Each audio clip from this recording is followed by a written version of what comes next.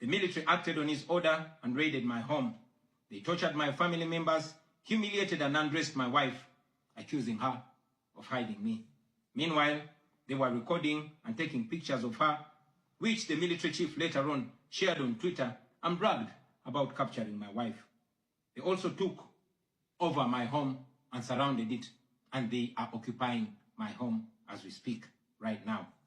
My wife and children had to flee the country for fear of their lives. I am in hiding, but I don't want to be in hiding.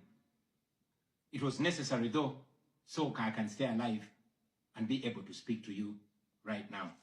I've said it before and I say it again, that I'll resurface at the right time in my country. I feel like the international community has abandoned us. They've ignored us and they've left us to the fate of dictators. When I ran for president in 2021, Museveni and his thugs denied their crimes. They killed our people and denied it. They tortured people and denied it. They raided our houses and denied it. General Museveni has been a smart dictator because he puts on a suit, goes to the West and to the UN, speaks very nicely about democracy and human rights, but realistically, he does not mean any of those. He talks about our so-called Human Rights Commission in Uganda, but the same person closed the UN Human Rights Office in Uganda 2 years ago because they dared to question him about his atrocities. Now that is how he has been able to maintain a facade of democracy for 40 years and counting. But now Museveni is 83 years old, and his 51-year-old son, Muhoozi Kainerugaba, commands our military, the Uganda People's Defense Forces, more like Uganda's defense against its own people. And he's effectively in charge. Unlike his father, Muhoozi does not play the role of a good dictator. He openly and shamelessly says despicable things on social media. On Twitter, he openly confesses and brags about committing atrocities against the people of Uganda.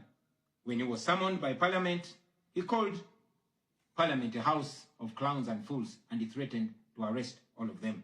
He describes judges of the Supreme Court of Uganda as clowns in wigs, and he has threatened to crush all journalists that dare to criticize his actions. In April last year, he abducted, detained, and tortured my close friend and bodyguard called Eddie Sebufu, also known as Eddie Mutwe.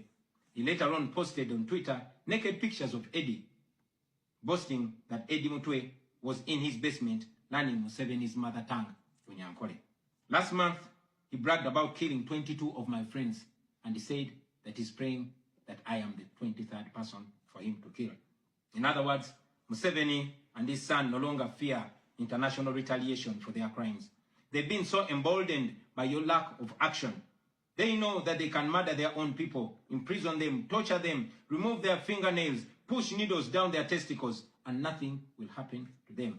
Now, they're using rape as a weapon. Boys and girls, men and women, people of all ages have reported being sexually assaulted by Muhoozi's military. And it's not rare. The majority of the people that they capture and unlawfully imprison have reported being raped, whether men or women.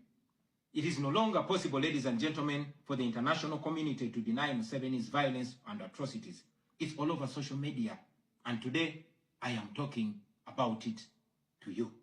Now, this is our